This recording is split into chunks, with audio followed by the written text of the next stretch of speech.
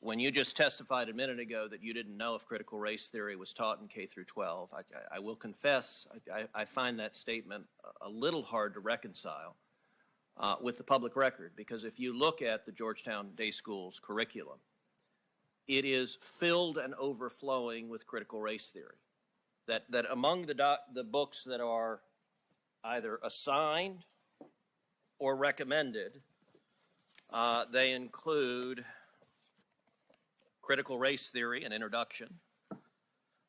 They include The End of Policing, an advocacy for abolishing police. They include How to Be an Anti-Racist by Ibram Kendi. They include literally stacks and stacks of books, and I'll tell you two of the ones that were most stunning. They include a book called Anti-Racist Baby by Ibram Kendi. And there are portions of this book that I find really quite remarkable. One portion of the book says babies are taught to be racist or anti-racist. There is no neutrality. Another portion of the book, they recommend to babies confess when being racist. Now, this is a book that is taught at Georgetown Day School to students in pre-K through second grade, so 4 through 7 years old. Do you agree with this book that is being taught with kids that babies are racist? Senator,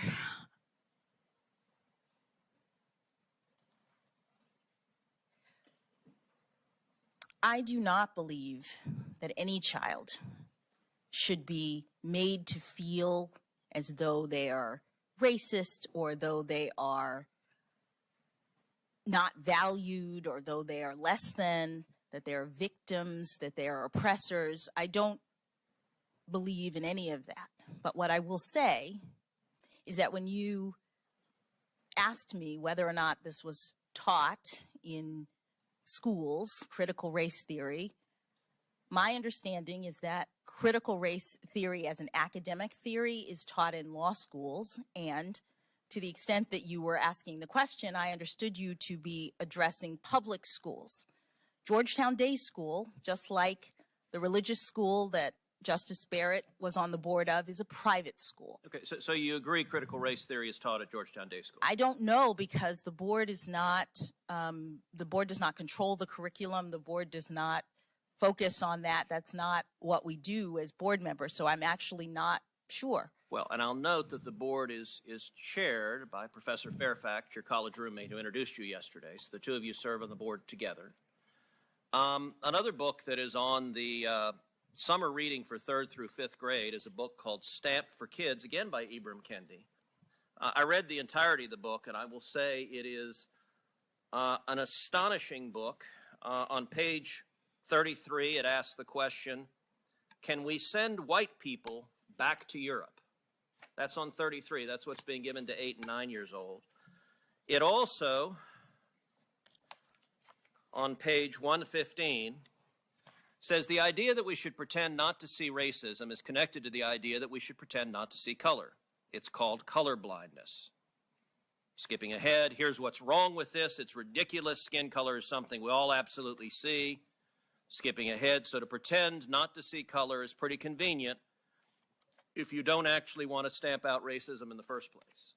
Now, what this book argues for is the exact opposite of what Dr. King spoke about on the floor of the Lincoln Memorial. And are you comfortable with these ideas being taught to children as young as 4 in respect to the first book, as young as 8 and 9 in respect to the second book? Senator, I have not reviewed any of those books, any of those ideas. They don't come up in my work as a judge, which I'm respectfully here to address.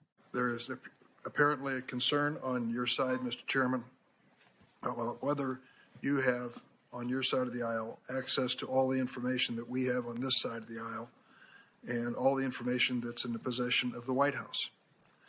During a break earlier today, I met with the ranking member, Senator Grassley, his staff, and with White House staff to discuss it. Here's my understanding of what has transpired. Last Wednesday, evening, the senator from Missouri selected a handful of Judge Jackson's more than 1,000 district court cases to claim that Judge Jackson, quote, endangers our children, close quote.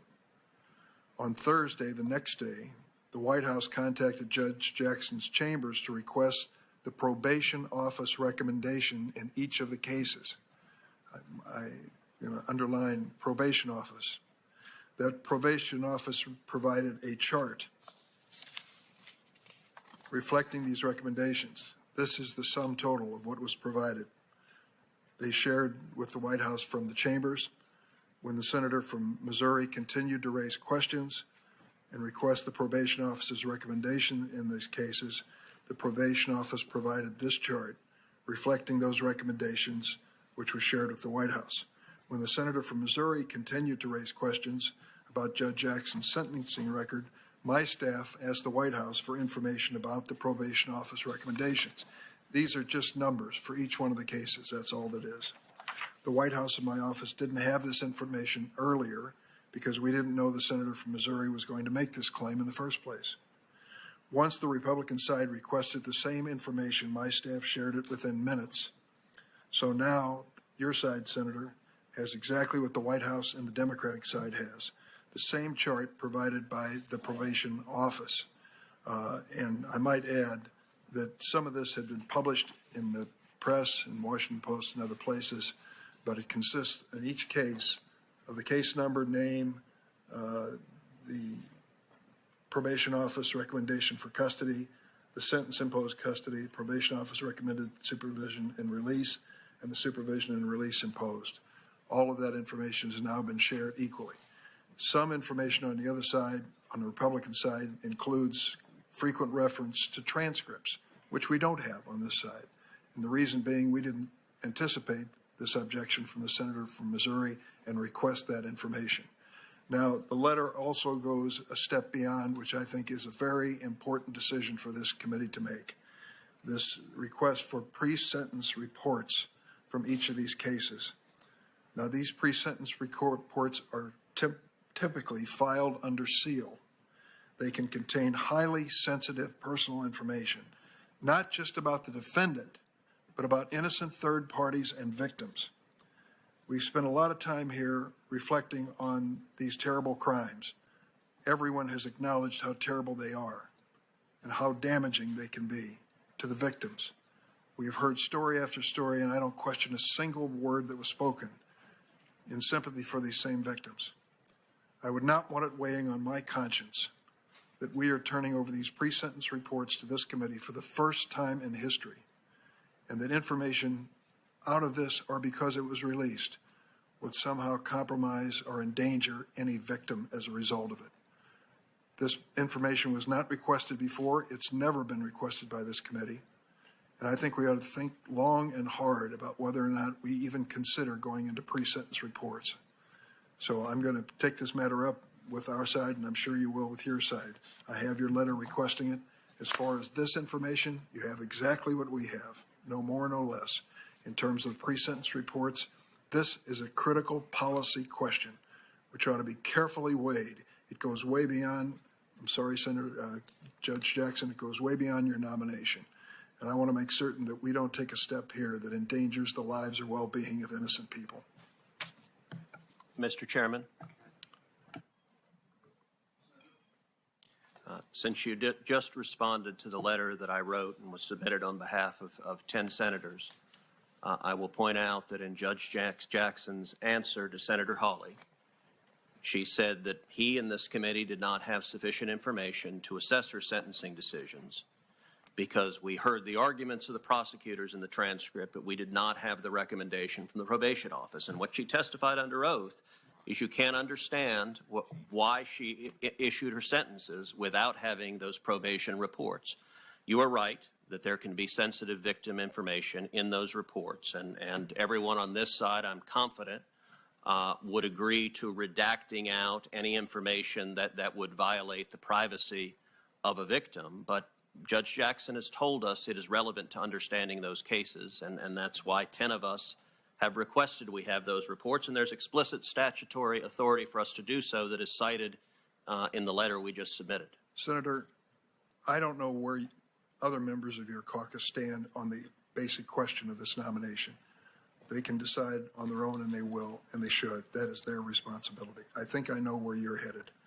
And I would just suggest that we ought to think long and hard, my friends, about members of the Judiciary Committee endangering the lives of innocent people to pursue this line of questioning. We spent 2 days, 15, 16, 17, 18 hours, and a large part of it on this issue.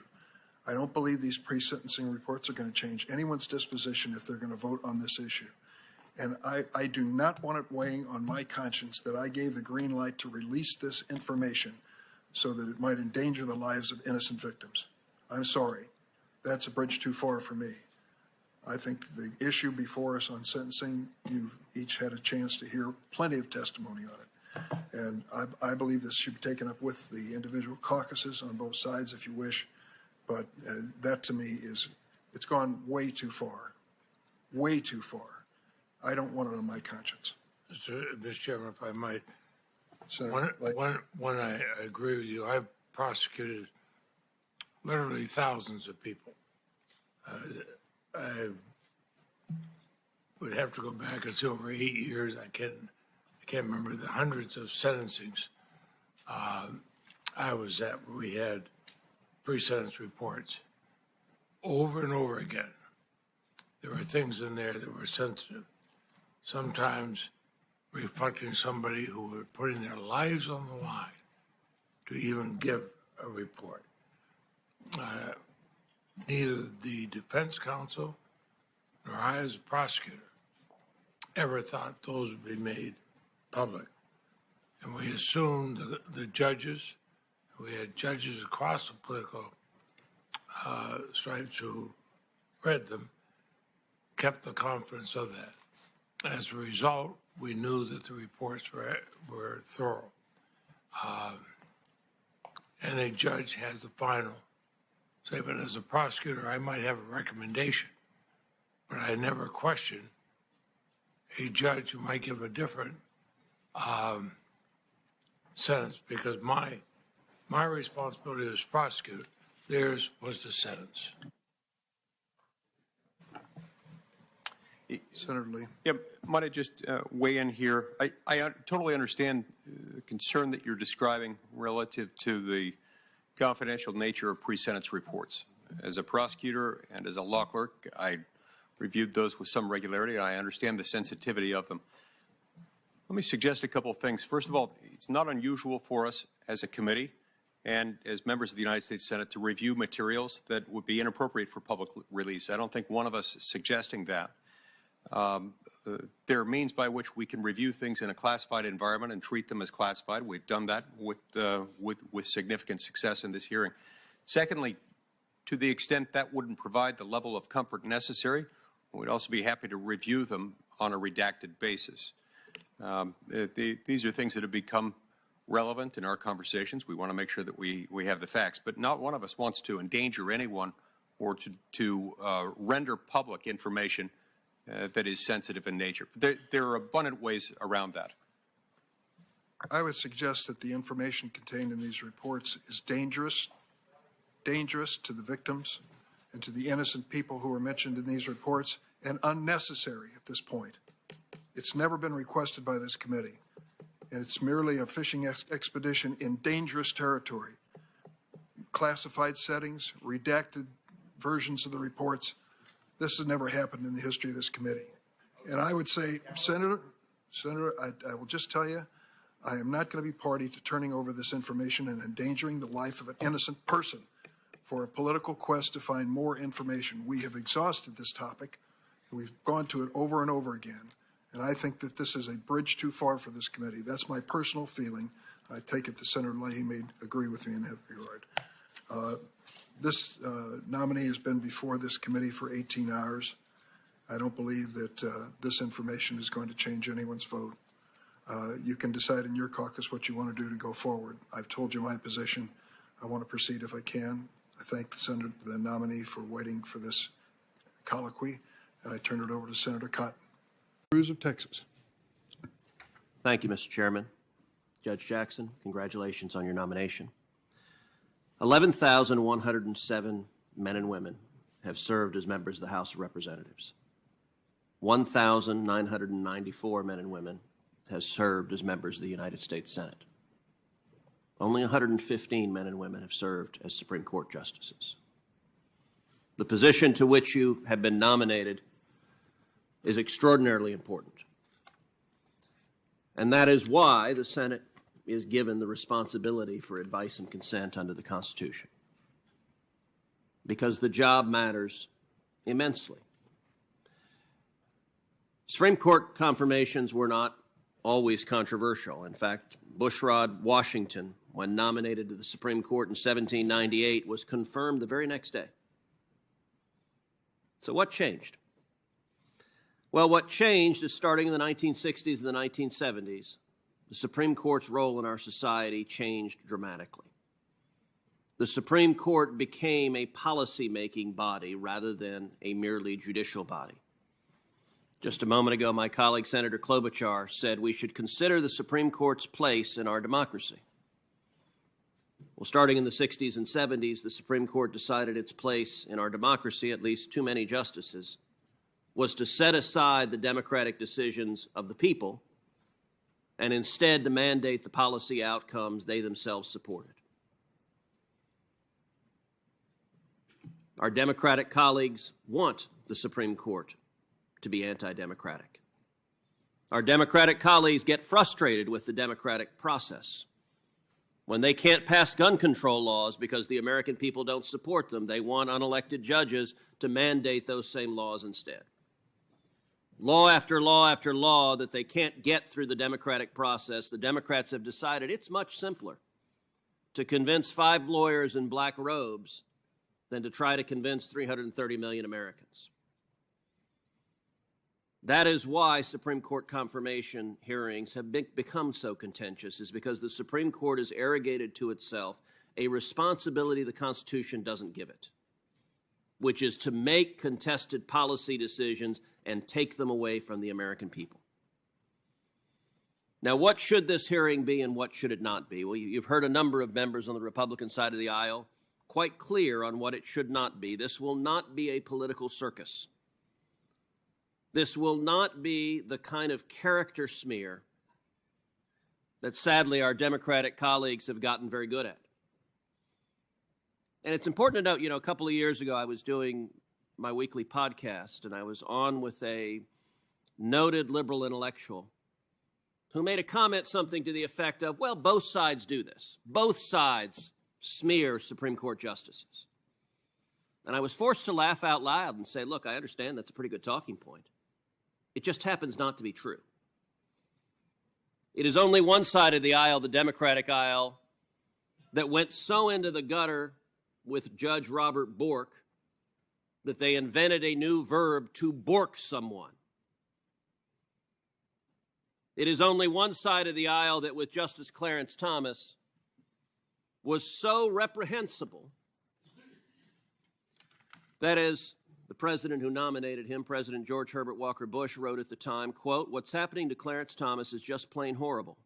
All the groups that tried to beat him up on abortion or affirmative action have now come out of the woodwork. They are trying to destroy a decent man. This is an ugly process, and one can see clearly why so many good people elect to stay out of public life." As Justice Thomas observed in that hearing, what happened there was, to use his words, a high-tech lynching. And I would note the chairman who presided over that disgrace was Joe Biden. And then most of the members of this committee remember the confirmation hearing of Brett Kavanaugh, one of the lowest moments in the history of this committee, where Democrats on this committee sat on allegations, didn't refer them to the FBI, didn't ask for investigations, hid them, and then leaked them against the wishes of the complainant.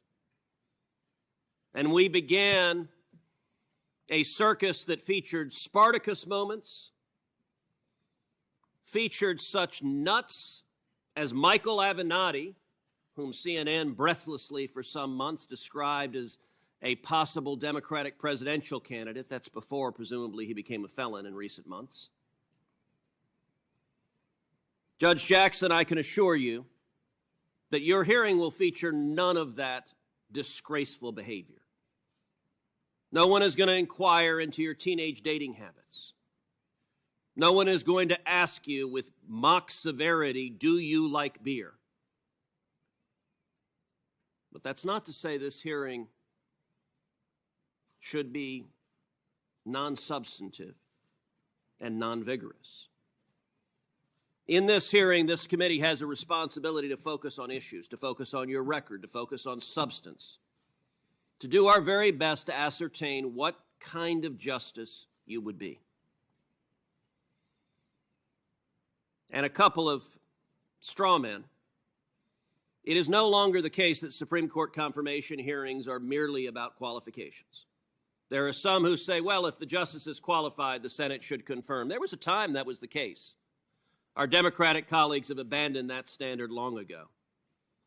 Our Democratic colleagues, then Senator Joe Biden was perfectly happy to vote against John Roberts, someone who was unquestionably qualified for the court. He was perfectly happy to vote against Sam Alito, someone who was unquestionably qualified for the court. And indeed, every member of our Democratic colleagues who was here at the time participated in the first ever filibuster of a Supreme Court justice on partisan lines with Justice Neil Gorsuch.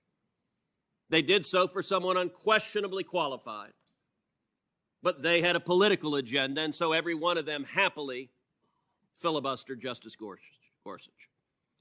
Likewise, it's not about race. We will see Democrats in the media suggest that any senator that is skeptical of your nomination, that questions you vigorously, or that dares to vote against you must somehow harbor racial animus. If that were the standard, I would note we are sitting on a committee where multiple members of this committee, the senior Democrats in the committee, happily filibustered Judge Janice Rogers Brown, a very qualified African-American woman nominated to the D.C. Circuit, and they did so precisely because they wanted to prevent Judge Brown from becoming Justice Brown, the first African-American woman. Joe Biden was among the Democrats filibustering the first African-American woman nominated to the D.C. Circuit. The senior Democrats on this committee also filibustered Miguel Estrada. As the staff for Senator Ted Kennedy said in writing at the time, the Democrats filibustered Miguel Estrada, quote, because he is Hispanic. They were explicitly racial. If you are Hispanic or African American and you dare depart from their political orthodoxy, they will crush you, they will attack you, they will slander you, they will filibuster you. So this is not about race. It is, however, about issues and substance. And I got to say, I agree with Chairman Durbin. Chairman Durbin quoted Paul Simon, and he said, history will judge, quote, did she restrict freedom or did she expand it? I agree with that. The reason the American people care about the Supreme Court is it is integral to protecting or taking away our constitutional rights. When it comes to free speech, this committee should inquire, will you protect the rights of Americans to speak, to say unpopular ideas, to say ideas that the government doesn't want you to say, that you nonetheless have a right to say? Will you protect freedom or restrict it? When it comes to religious liberty, will a justice vote to protect your right to live according to your faith and according to your conscience? Or will a justice vote to crush religious liberty and strip those rights away? The Second Amendment. Will a justice vote to defend your Second Amendment rights to keep and bear arms, to defend your family, to defend your children?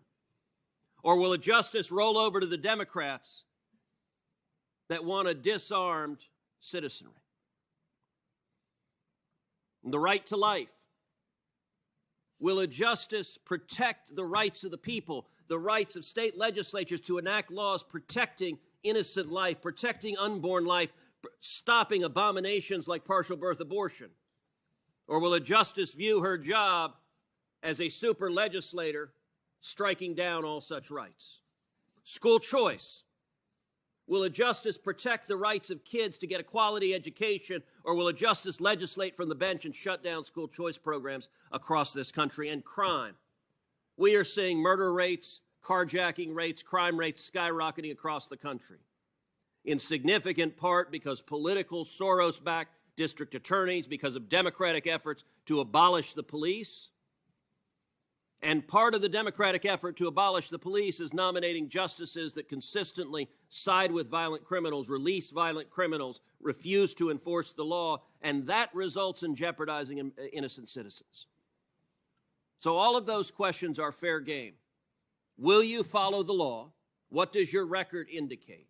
Will you protect the rights of every American citizen, regardless of race, regardless of party, regardless of views? That's what the focus of this hearing should be.